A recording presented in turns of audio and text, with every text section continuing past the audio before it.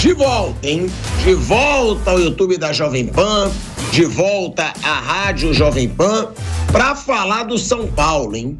O São Paulo do Zubeldia, Bruno Prado, foi eliminado dos mata-matas, né? Não passou na Copa do Brasil e aí foi muito criticado porque foram duas atuações péssimas contra o Atlético Mineiro. E não passou na Libertadores e aí não fez um bom primeiro jogo, onde o Botafogo massacrou, mas no segundo o São Paulo teve até chance de definir o resultado, teve chances perdidas, adoidado ali no segundo tempo, perdeu pênalti, o Caleri perdeu gol sem goleiro. E aí, claro, não é tão questionável a atuação do São Paulo, porque o Botafogo era mais time e o São Paulo fez um confronto de igual para igual e saiu nos pênaltis. Agora, Zubeldia agora precisa classificar na Libertadores. É uma pressão para o treinador? Ou você acha que o Zubeldia já é um nome garantido para o ano que vem? Ele até negou aí propostas do sondagens do Boca Juniors, negou, disse que queria ficar no São Paulo, provando aí o comprometimento que ele tem com o São Paulo. O que esperar, Bruno, do São Paulo do Zubeldia a partir de agora? Então, garantido não dá para dizer, porque é uma diretoria também política, como todas as outras, e quando o time é eliminado tem cornetagem, né? A gente já começa a ver alguns colegas de imprensa que cobrem o São Paulo mais de perto falarem de que tem gente da diretoria insatisfeita com trocas que ele fez, de não escalar um, de escalar o outro, que é o que acontece quando o time perde. Eu acho que o trabalho dele na média é bom, tem defeitos, tem qualidades, mas na média é um bom trabalho. Na minha opinião, não tem nenhum motivo para trocar o treinador para o ano que vem. Mas se o time não classificar para a Libertadores, é bem possível que eles troquem. É uma diretoria política. E se o time não classificar para a Libertadores, a grande parte de conselheiros, de torcida, vai estar cornetando o cara e eles não seguram. Então, garantido não dá para dizer. Mas eu acho que o trabalho dele na média é bom, porque tem que trabalhar dentro da realidade. O São Paulo ganhou uma Copa do Brasil, que foi muito legal. E aí, acho que começaram a jogar o nível do time mais alto do que é. Acho que o São Paulo está em quinto no Brasileiro, é uma boa colocação. Está dentro da realidade do time. E é a melhor classificação do São Paulo no Brasileiro desde 2020, naquele ano que o Diniz chegou a liderar, aí depois caiu e terminou em quarto. Nos outros anos, nos últimos 3 anos, a melhor posição foi nono. Foi nono, 13º e 11º as posições. Agora está em quinto. É a melhor posição. Nessa gestão Casares, o São Paulo apostou nas Copas. Ele deixou o brasileiro um pouco de lado. Ano passado deu certo. No retrasado, com o Rogério, chegou numa semifinal de Copa do Brasil e numa final de Sul-Americana, só que não ganhou nenhuma das duas. Aí é o fracasso. Aí quando ganhou ano passado, aí é sucesso. Mas a aposta foi a mesma. Só que aí por um detalhe você perde uma final, por um detalhe você ganha uma final. E esse ano foi a mesma coisa. Caiu cedo, está melhor no Brasileiro também, porque os reservas deram conta. Isso foi, principalmente aquela vitória no Mineirão com o Cruzeiro, foi fundamental. Não vou nem falar dos jogos do Vitória e do Atlético Goianiense no Morumbi, que eram jogos que, mesmo com os reservas, era para ganhar, e eles ganharam. Ano passado, o São Paulo perdeu para o time que foi rebaixado. Esse ano ganhou, as reservas foram bem. Mas aquela vitória no Mineirão foi fundamental para o time estar aí. Com os reservas, põe 3 pontos para o Cruzeiro e tira 3 pontos para o São Paulo.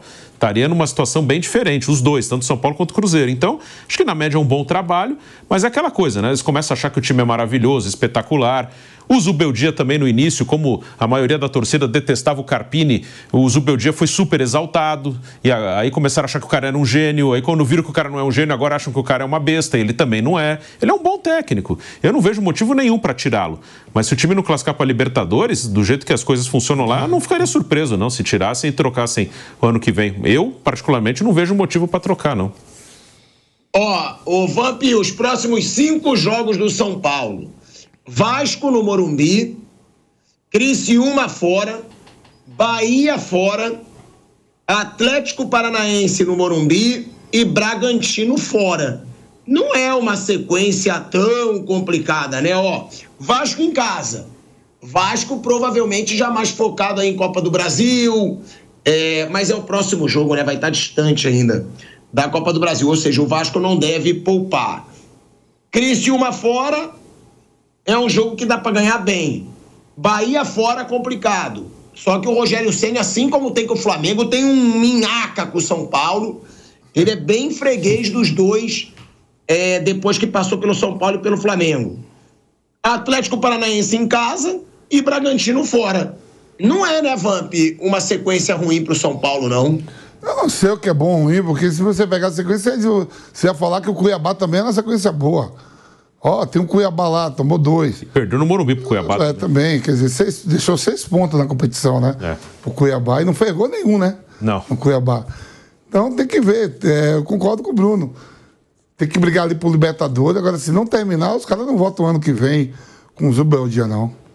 Esse jogo com o Vasco foi confirmado para Campinas, né? Que está tendo show no Morumbi esse mês, do Bruno Mars. E o jogo do Vasco foi confirmado para o Brinco de Ouro da Princesa, em Campinas, né? Não pode jogar em Brasília porque o regulamento não permite que nas 10 últimas rodadas você jogue fora do seu estado. Então vai ser em Campinas. Bom, então o São Paulo ainda perde um jogo no Morumbi, porque tem show. É verdade. O Bruno lembrou bem isso. Agora, ô Mauro, o Zubeldia, ele teve um aproveitamento sensacional no começo, né? No começo, se você for comparar a fase do Zubeldia no começo e atual, foram... eu vou pegar aqui o começo do Zubeldia e depois o período atual. Zubeldia nos seus primeiros 15 jogos, 9 vitórias, 4 empates e 2 derrotas, 68%. Zubeldia nos últimos 15 jogos, 5 vitórias, 5 empates e 5 derrotas, 44%. Foi o que o Bruno chegou. Falou, teve a euforia do começo, inclusive minha. Hoje eu não digo que ele é um treinador ruim, não. Eu gostei de inclusive minha. Eu falo. Eu assumo tudo aqui, Mauro César Pereira. Isso Quantas você vezes sabe. Falou pra você que calma, só o começo. Não, mas eu estou impressionado com o Zubeldia. Não é impressionante. Mas pensa comigo. Pensa comigo. Sabe um dia ele chegou no elevador, falou pra mim? O São Paulo dele no lugar do time. quase chegou na semifinal da Libertadores, pô. Não, ele não faz um trabalho ruim. O problema é que acho que cria uma expectativa para esse elenco do São Paulo, além do que ele pode oferecer. Avançar contra o Botafogo era possível e quase aconteceu. Mas ser eliminado pelo Botafogo é até o mais normal no contexto, com o investimento que tem o Botafogo, tem jogadores melhores, um técnico trabalhando até um pouco mais tempo do que ele, né? Acho que o Arthur já chegou mais no comecinho, né? Sim, chegou antes dele. Então, assim, você tem um resultado que acontece. Não é para arrancar os cabelos. Claro, a derrota no final de semana foi ruim, mas não tem que discutir o técnico, tem que discutir o plano para o ano que vem. Lembrando que em 2025 teremos o São Paulo andando na linha nas finanças, que não vai poder ficar gastando além daquilo que foi estabelecido. O São Paulo entrou num plano de recuperação financeira, se é que podemos assim chamar.